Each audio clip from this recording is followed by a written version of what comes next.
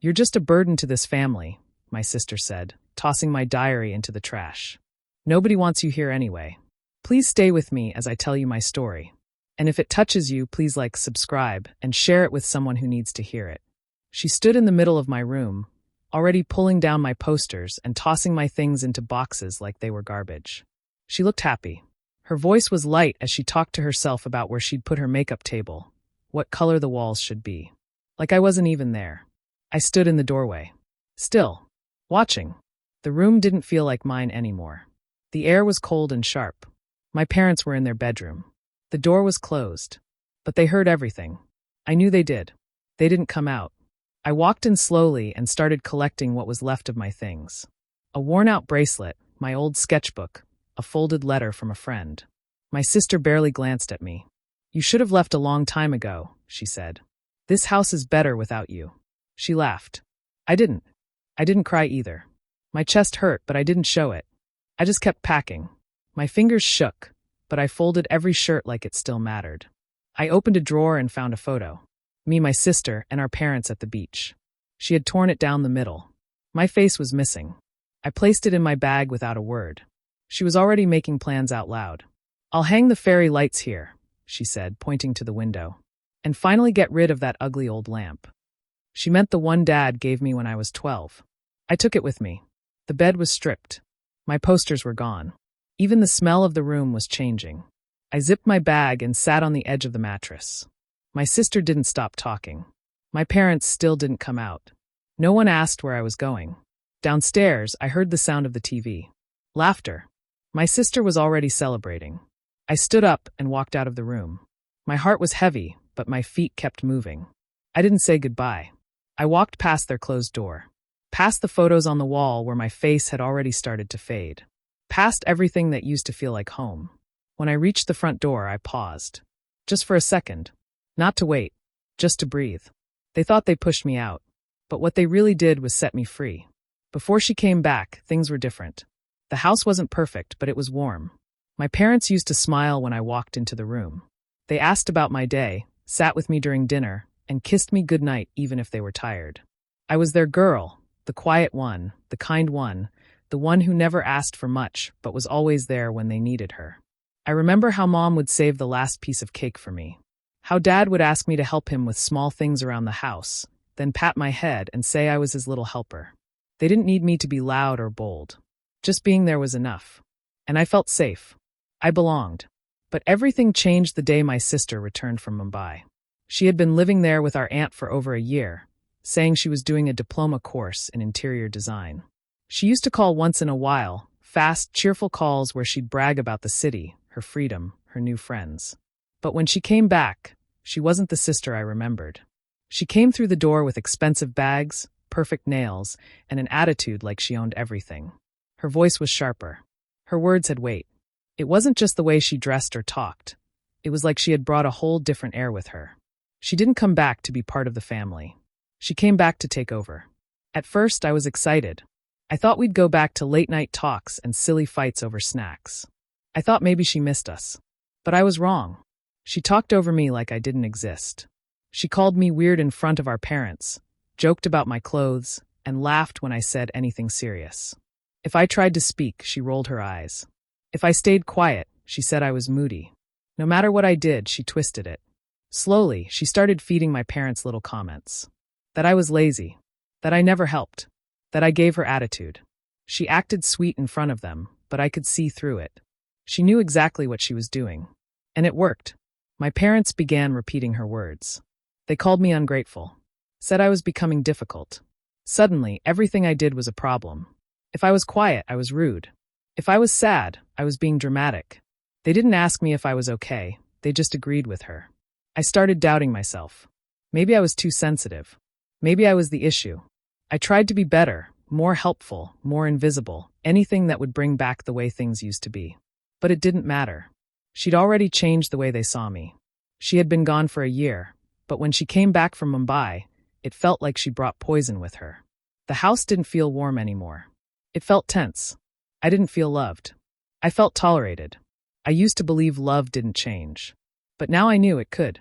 All it took was one person to rewrite your place in the story. and mine was already being erased. It didn't happen all at once. It was little things at first. A few of my books were moved. My clothes shifted to a different cupboard. The soft toys I never had the heart to throw away were suddenly missing from the shelf. My sister would walk into my room like it already belonged to her. She didn't ask. She didn't need to. One evening, I came home and the door to my room was wide open. She was inside, sitting on the bed like she'd always lived there. My posters were gone. My blanket, my favorite one with little yellow stars, was folded and stuffed in a bag by the door. The fairy lights I had carefully hung were taken down. On the wall above the bed, she had already taped up her vision board. My parents were sitting in the living room, quiet. I asked them what was going on. My mom looked at me like I was being difficult. "She needs the bigger room," she said. "It just makes more sense." My dad didn't look up. I opened my mouth to argue, but nothing came out. I couldn't even find the right words to explain why it hurt so much. It wasn't just a room. It was mine. My drawings had been taped on those walls since I was a kid. The smell of the pillow reminded me of late nights and quiet thoughts. That room had heard my secrets, my dreams, my fears. It had been the only space that truly felt like mine. And now it was gone. She didn't hide her joy. "I've been wanting this room forever," she said with a grin. "You never even used the space properly." She laughed while picking up a box of my books and handing it to me like I was some stranger packing up to leave. She kept making jokes while I stood there. Every word from her felt sharp. She talked about how she'd paint the walls, change the curtains, bring in new furniture. I didn't say a word. I just started putting my things into bags. My hands moved slowly, but my heart was racing. I looked around. The photos of me that once hung on the corkboard had been pulled down and stacked carelessly on the desk. Some were bent. One had a tear through my face. My childhood was being packed into boxes while my sister laughed. I carried my things into the small guest room. It smelled of old bedsheets and dust. There was no space for everything. I sat on the floor and stared at the boxes. I didn't cry. Not because it didn't hurt, but because I was tired of crying. It wasn't just the room they gave away. It was my place in the family. No one asked me how I felt. No one noticed I was slipping away. I started speaking less, eating less, being less. But inside me, something else was quietly forming. Something stronger than tears. I didn't have the words for it yet, but I could feel it taking shape. They thought they had pushed me aside, that I'd go quietly and accept my new place in the background. But deep down, I wasn't disappearing. I was becoming something else. And one day, they would see what they had lost. I didn't expect much. Not balloons. Not gifts. But I thought maybe they'd remember. The morning of my birthday, the house smelled like frosting. For a second, my heart lifted. I followed the sound of laughter to the kitchen. My sister was there, leaning against the counter, eating icing off a spoon. A large cake sat beside her, covered in pink flowers and glitter. It wasn't for me. "She's having a small party later," my mom said, pulling out plates. "Just a few of her friends. Nothing big." She didn't look at me when she said it. I stood there for a moment, waiting, hoping someone would say, "Happy birthday," even as an afterthought. But nothing came. They were too busy arranging snacks and counting soda bottles. I went back to the guest room, closed the door. There was no knock, no text, no note slipped under the door. The hours passed, one by one, and no one came to see me. In the evening, the music started. Laughter floated through the walls. I heard someone ask where the birthday girl was. My sister shouted back, "Right here." Everyone cheered. I sat on the edge of the bed, holding a plastic spoon and a small bowl of rice I had microwaved. No candle, no song. Just the faint thump of bass from the other room and a growing tightness in my chest. Later, when the music had died down and the guests had left, I went to the kitchen. The leftover cake was half smashed, but I cut a small piece. I lit a match and stuck it in the top like a fake candle. No one saw me. I didn't make a wish. I just sat at the table and stared at the flickering flame until the match burned out and smoke curled into the dark. I cleaned my plate, washed it quietly, and went back to my room. That night, something changed. Not loud, not sudden, just a quiet shift inside me. Like a wire that had been holding everything together finally snapped. I didn't cry. I didn't scream. But I stopped waiting. Stopped waiting for their attention, their approval, their love. If a birthday can pass without a single hug, then maybe the person it belonged to had already disappeared in their eyes. Maybe I had been gone for a long time, and only now was I realizing it. I lay in bed and stared at the ceiling. The walls around me didn't remember who I used to be. The people under this roof didn't either. And for the first time, I didn't try to remind them. I turned to my side, facing the wall. Outside, the music had stopped. Chairs scraped across the floor in the living room. Footsteps moved back and forth. Doors opened and shut. Someone laughed, my sister, loud and easy. I heard her say something to Mom. Then a low voice replied, "It'll be peaceful once she's gone." They didn't whisper. They didn't check if I was awake. I wasn't supposed to hear it. Or maybe they didn't care if I did. I blinked. Once. Twice. I didn't move. My body stayed still, but something inside me shifted, quietly like a string coming undone. They were already imagining life without me. I sat up slowly. The room was dim, lit only by the hallway's light leaking through the bottom of the door. My bag was still half unpacked from weeks ago. I pulled it onto the bed and started folding what little I had: shirts, 2 notebooks, a water bottle, my phone charger. In the drawer, I found the old photo I'd kept, the only one with me still in it. I slid it into the bag carefully. Then I opened my notebook and tore out a blank page. I didn't write much. Just enough. "I heard what you said. I won't stay where I'm not wanted. Don't worry, I'll be peaceful now too." That was all. I left the letter on the kitchen counter, under the magnet shaped like a sun. I knew they'd see it in the morning, probably while making breakfast for someone else. Back in the room, I put on my hoodie. No jacket. No noise. I turned the doorknob slowly, listening to every creak. The house was still. The kind of still that pretends to sleep while holding its breath. I walked to the front door. It felt strange how easy it was. How natural. Like my feet already knew the way out. No one stopped me. No voice called from a room. No light flicked on. No, "Where are you going?" or "Come back." I stepped outside. The air was cool against my face. Not cold. Just sharp enough to make me feel awake. The road ahead was empty, the kind of quiet that felt like a secret. I didn't have a plan. Just a direction. Away. The door closed behind me with a soft click. No slam. No noise. Only silence. And for the first time, that silence felt like mine. The silence followed me into the street. My footsteps sounded too loud, like the world had grown thinner and was listening to everything. I didn't know where to go. Just kept walking. I scrolled through my contacts, thumb hovering over names. Most people on that list wouldn't remember me. Some probably didn't like me. Finally, I messaged a girl I used to sit near in class 2 years ago. We weren't friends. We never even spoke much. Just shared the same exam stress and a few awkward group projects. I sent a single text. "I know this is random. I need somewhere to stay tonight. Just for a few hours. I'll be gone before morning." She replied within minutes. "My parents are out of town. Doors open. 2nd floor. Don't wake my brother." That night, I slept on a scratchy rug in the corner of her room. No pillow. No blanket. Just my bag for support and a towel I found on the floor to cover myself. The AC was too cold and my back hurt, but I still slept better than I had in weeks. In the morning, I left early and didn't leave a note. I didn't want her to feel obligated to me. I didn't want to owe anyone more than I already did. I spent the day walking aimlessly, looking for a place that might hire me. A tea stall near the station finally agreed. The owner needed someone to wipe tables and boil milk during rush hours. He didn't ask for ID. He barely looked at me, just tossed me a stained apron and pointed to the kettle. I worked until my arms ached, burned my fingers on steel pots. Got yelled at for being too slow. But I said nothing.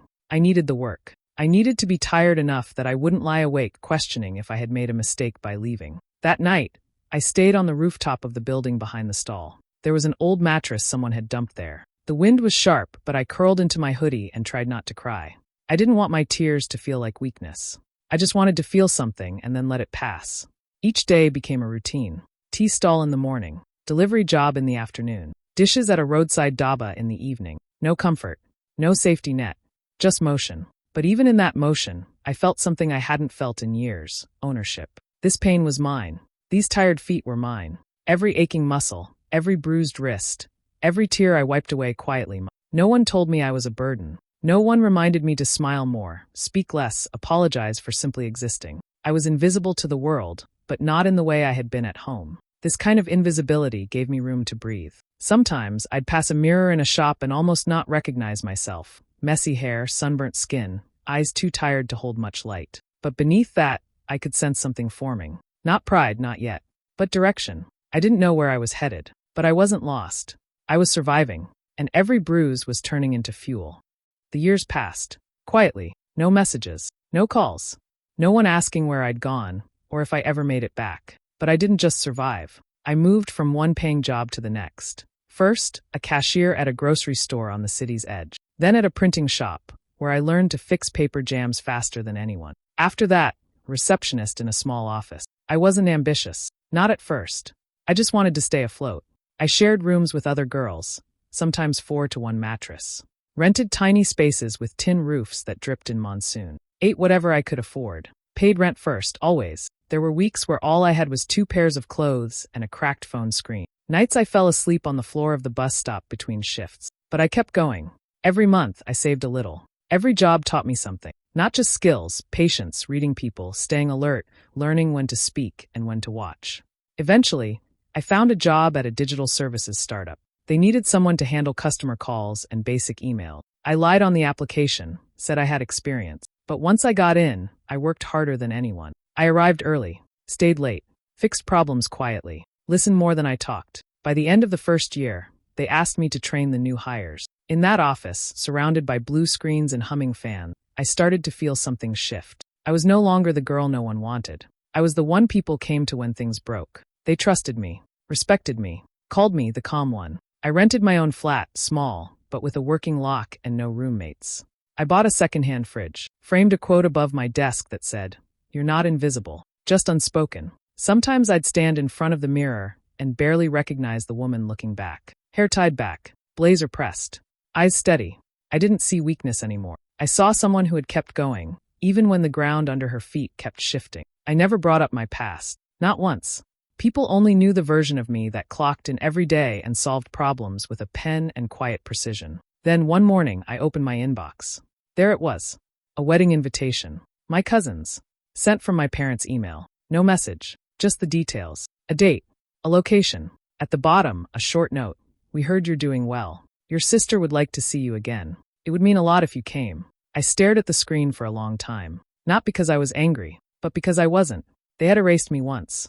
And now, they wanted to borrow the woman I'd become. But I wasn't theirs anymore. It started with a headline someone forwarded me. "Wellness influencer under investigation for financial misconduct." The photo attached was of her, my sister, smiling at some event, holding a mic like she owned the room. The article said she'd taken money from sponsors and exaggerated her business numbers. One company accused her of selling fake partnerships. Another claimed she'd taken payment and delivered nothing. It snowballed quickly. Videos resurfaced. Screenshots leaked. People who used to praise her started turning on her. Comments flooded in angry, mocking, shocked. I didn't react. A week later, I heard about my parents. A friend who still lived in our old neighborhood told me they'd mortgaged the house to help fund her ventures. All in her name. She had convinced them it was safe. Now the bank was calling. Creditors were knocking. My dad had quietly resigned from his position on a committee. My mother stopped showing up to society meetings. The silence they used to weaponize against me had now turned inward. Then they tried to find me. A call came in from an unknown number. I didn't answer. A message followed. "Your parents are trying to reach you. Please call them. They need help." Another number. Another voicemail. My sister's voice, softer than I remembered. "Please just call me. I know things weren't perfect before, but we're going through a lot right now. I need you." I listened once, then deleted it. I watched from the outside as their perfect image fell apart. Press mentions removed, collaborations canceled, invitations rescinded. The same people who once called my sister the Golden One now rolled their eyes when her name came up. And my parents, who once backed her with every breath, were suddenly quiet, unsure, lost. They had built their world on someone else's shine. And now that light was gone. But I didn't lift a finger. Not out of revenge. Not even out of anger. But because I had already given them everything I had. My voice, my space, my peace. They used it, dismissed it, and moved on. I had nothing left to offer them. And more importantly, I owed them nothing. I didn't celebrate their fall. I didn't post anything or tell anyone or whisper, "I told you so," into the air. I just carried on. Logged into work. Answered emails. Folded laundry. Ate dinner alone like always, but in peace. And as they scrambled to find someone to blame, someone to help, someone to fix what had broken, they finally remembered me. But by then I was too far away to reach. They came to see me. Not all at once. First, it was a message from my mother. Just 2 words, "I'm sorry." Then a day later, my father called from a number I didn't recognize. I let it ring. The voicemail was quiet at first, just his breath. Then, "I know we made mistakes. We were blind, but we're trying now. Please come home." That word didn't mean what it used to. And finally, it was her. My sister showed up at the office building where I worked. She waited outside near the parking lot, holding her phone but not using it. She didn't look like she had when we last saw each other. The confidence, the perfect hair, the high heels, they were still there, but dull, faded. She smiled like we were strangers meeting for the first time. "I know I hurt you," she said before I could speak. "I was stupid. I let things go too far. I didn't see you clearly. And I don't know if it's too late, but we need you. I need you. I looked at her, not with hate, not with pain, just with clarity. You didn't just make a mistake, I said. You made a choice. Over and over again. She looked down. Her voice shook. I know. I was jealous. I made you small so I could feel bigger. I didn't think you'd ever leave. I stood still, hands in my coat pockets. The wind moved her hair across her face. She didn't fix it. I'm not angry, I said quietly. Not anymore. She looked up, hope flickering in her eyes. But I'm not coming back. The flicker died. I didn't walk away to punish you, I said. I walked away to save myself. She tried again. You don't have to forgive everything. Just talk to them. Talk to me. I shook my head. I'm not the girl you left in that guest room. I'm not the shadow in the corner anymore. There was silence between us. Not bitter, just real. She nodded slowly. Maybe she knew this was the last time. When I turned to go, she didn't follow. Later, my phone buzzed one more time. A final message from my father. We understand. We're proud of you, even if we're not part of your life anymore. I stared at it for a long time. And for once, it didn't hurt. They were trying now. Maybe too late. Maybe not. But I didn't need it. I had already made peace, with or without their permission. They had made their choices, and I had made mine. And mine led me here, on my feet, on my terms. So I walked away, not to hurt them, but to honor the girl they never stayed long enough to see. I used to think I was the problem, that maybe I was too much or not enough. But the truth is, I was never the burden. I was just surrounded by people who chose not to see me. Pain taught me what love never did. It showed me how to stand alone, how to rebuild, how to listen to myself when no one else did. To you, if this feels familiar, you're not too hard to love. You were just loving the wrong people. That night, I packed my bags in silence. They thought they erased me, but I was just getting started. If this story moved you, please like, subscribe, and share it with someone who needs to feel seen today.